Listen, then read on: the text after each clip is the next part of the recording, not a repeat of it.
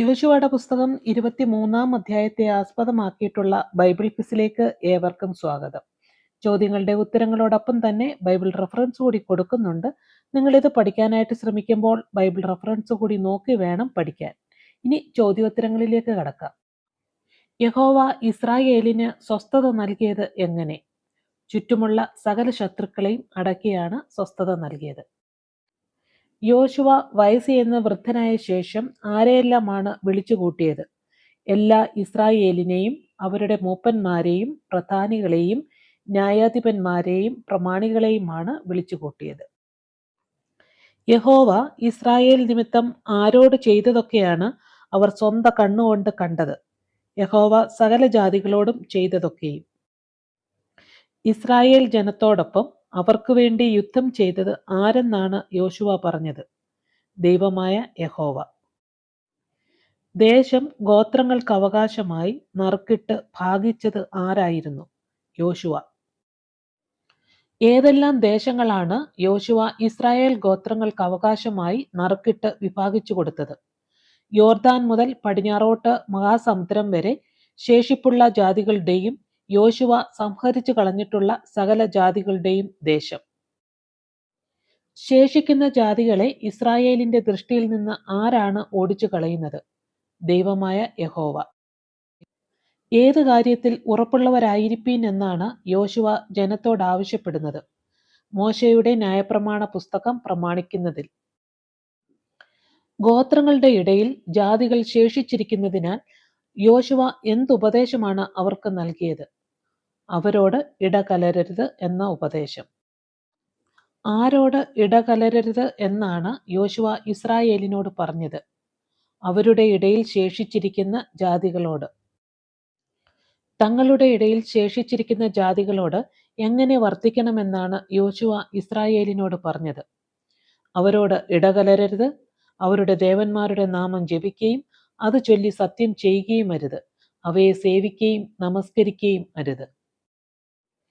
ഗോത്രങ്ങളുടെ ഇടയിൽ ജാതികൾ ശേഷിച്ചിരിക്കുന്നതിനാൽ ദൈവമായ യഹോവയുടെ ഭക്തി എങ്ങനെയായിരിക്കണം? ദൈവമായ യഹോവയോട് പറ്റിച്ചേർന്നിരിക്കണം.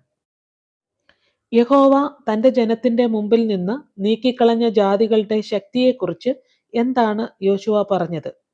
വലിപ്പവും ബലവുമുള്ള ജാതികളെന്ന്. ഇസ്രായേൽ മക്കളിൽ ഒരുത്തന് 1000 പേരെ ഓടിക്കാൻ സാധിച്ചത് എന്തുകൊണ്ടാണ്? യഹോവ വാഗ്ദാനം ചെയ്തതുപോലെ അവർക്ക് വേണ്ടി യുദ്ധം ചെയ്തതുകൊണ്ട്. യഹോവ തന്റെ ജനത്തിനു വേണ്ടി യുദ്ധം ചെയ്തതുകൊണ്ട് അവരിൽ ഒരുത്തൻ എത്ര പേരെ ഓടിക്കത്തക്ക വിധം തുല്യമായിരുന്നു? ഒരുത്തൻ 1000 പേരെ ഓടിക്കത്തക്ക വിധം തുല്യമായിരുന്നു. ഇസ്രായേൽ ജനത പൂർണ്ണ മനസ്സോടെ ഏറ്റവും ജാഗ്രതയായിരിപ്പീൻ എന്ന് യോശുവ പറയുന്നത് എന്തിന്? ദൈവമായ യഹോവയെ സ്നേഹിക്കുന്നതിൽ. യഹോവയെക്കുറിച്ച് യോശുവ നൽകുന്ന കൽപ്പന എന്താണ്? യഹോവയെ സ്നേഹിപ്പാൻ പൂർണ്ണ മനസ്സോടെ ഏറ്റവും ജാഗ്രതയുള്ളവരായിരിപ്പിൻ എന്ന കൽപ്പന. ഏത് കൽപ്പന ലംഘിച്ചാലാണ് ശേഷിക്കുന്ന ജാതികളെ യഹോവ ജനത്തിന്റെ ഇടയിൽ നിന്ന് നീക്കിക്കളയുകയില്ല എന്ന് യോശുവ അറിയിച്ചത്? ജാതികളോട് ചേർന്ന് വിവാഹബന്ധം ചെയ്യുകയും അവരോട് ഇടകലരുകയും ചെയ്താൽ. തങ്ങളുടെ ഇടയിലുള്ള ജാതികളോട് ചേർന്ന് വിവാഹ സംബന്ധം ചെയ്യുകയും അവരുമായി ഇടകലരുകയും ചെയ്താൽ എന്ത് സംഭവിക്കുമെന്നാണ് യോശുവ ഇസ്രായേല്യരോട് പറയുന്നത്? ദൈവമായ യഹോവ ജാതികളെ അവരുടെ മുമ്പിൽ നിന്ന് നീക്കിക്കളയുകയില്ലെന്നും അവർക്ക് തന്നിരിക്കുന്ന നല്ല ദേശത്ത് നിന്ന് അവർ നശിച്ചു പോകും വരെ ജാതികൾ അവർക്ക് കുടുക്കും കെണിയും വിലാപ്പുറത്ത് ചമ്മട്ടിയും കണ്ണിൽ മുള്ളും ആയിരിക്കുമെന്നാണ് യോശുവ ഇസ്രായേല്യരോട് പറയുന്നത്. ഇസ്രായേൽ മക്കൾ ജാതികളോട് ഇടകലർന്നാൽ ജാതികൾ അവർക്ക് എന്തായി തീരുമെന്നാണ് യോശുവ മുന്നറിയിപ്പ് നൽകിയത്? ഇസ്രായേൽ മക്കൾ ദേശത്ത് നിന്ന് നശിച്ചു പോകും വരെ ജാതികൾ അവർക്ക് കുടുക്കും കെണിയും വിലാപ്പുറത്ത് ചമ്മട്ടിയും കണ്ണിൽ മുള്ളും ആയിരിക്കുമെന്നാണ് യോശുവ മുന്നറിയിപ്പ് നൽകിയത്. വയസ്സ് എന്ന വൃദ്ധനായ യോശുവ കനാൻ ദേശത്തെ വിശേഷിപ്പിച്ചിരിക്കുന്നത് എന്താണ്? നല്ല ദേശം എന്നാണ് വിശേഷിപ്പിച്ചിരിക്കുന്നത്. യോശുവ തന്റെ മരണസമയം അടുത്തിരിക്കുന്നുവെന്ന് സൂചിപ്പിക്കുന്ന വേദഭാഗം എന്താണ്? ഇതാ ഞാൻ ഇന്ന് സകല ഭൂവാസികളുടെയും വഴിയായി പോകുന്നു എന്ന വേദഭാഗം. തന്റെ മരണത്തെക്കുറിച്ചുള്ള സൂചനയോടൊപ്പം യഹോവയുടെ വാഗ്ദാനങ്ങളുടെ ഉറപ്പിനെക്കുറിച്ച് യോശുവ എന്താണ് സാക്ഷ്യപ്പെടുത്തുന്നത്? ഇസ്രായേലിനെ കുറിച്ച് അരുളി ചെയ്തിട്ടുള്ള സകല നന്മകളിലും വെച്ച് ഒന്നിനും വീഴ്ച വന്നിട്ടില്ല എന്നുള്ള ഉറപ്പ്. എന്തിൽ വീഴ്ച വന്നിട്ടില്ല എന്ന് ഇസ്രായേൽ മക്കൾക്ക് പൂർണ്ണ ഹൃദയത്തിലും പൂർണ്ണ മനസ്സിലും ബോധ്യമായിരിക്കുന്നു എന്നാണ് യോശുവ പറഞ്ഞത്. ദൈവമായ യഹോവ ഇസ്രായേൽ മക്കളെക്കുറിച്ച് അരുളി ചെയ്തിട്ടുള്ള സകല നന്മകളിലും വെച്ച് ഒന്നിനും വീഴ്ച വന്നിട്ടില്ല എന്നാണ്. സകല ഭൂവാസികളുടെയും വഴി എന്നത് അർത്ഥമാക്കുന്നത് എന്താണ്? മരണവഴി. യഹോവയെ ഈ നല്ല ദേശത്ത് അനുസരിക്കുന്നില്ലെങ്കിൽ ഇസ്രായേലിന് എല്ലാ നന്മകളും ചെയ്തതുപോലെ എന്ത് പകരം ചെയ്യും?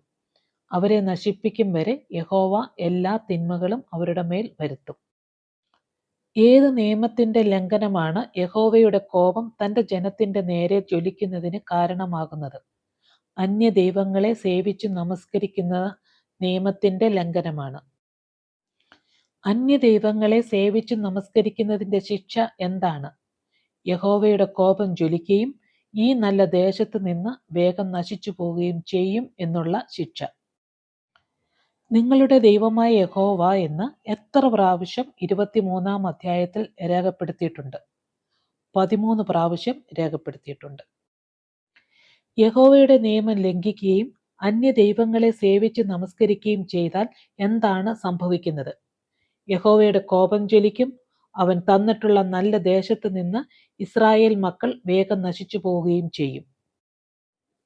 നിങ്ങളുടെ ദൈവമായ യഹോവ നിങ്ങളെക്കുറിച്ച് അരുളി ചെയ്തിട്ടുള്ള സകല നന്മകളിലും വെച്ച് ഒന്നിനും വീഴ്ച വന്നിട്ടില്ലെന്ന് നിങ്ങൾക്ക് ഡാഷ് ഡാഷ് ബോധ്യമായിരിക്കുന്നു. പൂർണ്ണ ഹൃദയത്തിലും പൂർണ്ണ മനസ്സിലും ബോധ്യമായിരിക്കുന്നു. യോശുവയുടെ പുസ്തകം 23-ാം അധ്യായം പഠിക്കാൻ ശ്രമിച്ച നിങ്ങളെ ദൈവം തമ്പുരാൻ അനുഗ്രഹിക്കട്ടെ. നിങ്ങൾക്ക് ഈ വീഡിയോ പ്രയോജനമാകുന്നുവെങ്കിൽ ലൈക്ക് ചെയ്ത് മറ്റുള്ളവരിലേക്ക് കൂടി ഷെയർ ചെയ്ത് കൊടുക്കണം. വീഡിയോയെക്കുറിച്ചുള്ള കമൻസ് അറിയിക്കാൻ മറക്കരുത്. പുതിയ വീഡിയോയുമായി വീണ്ടും കാണാം. Till then bye and God bless you.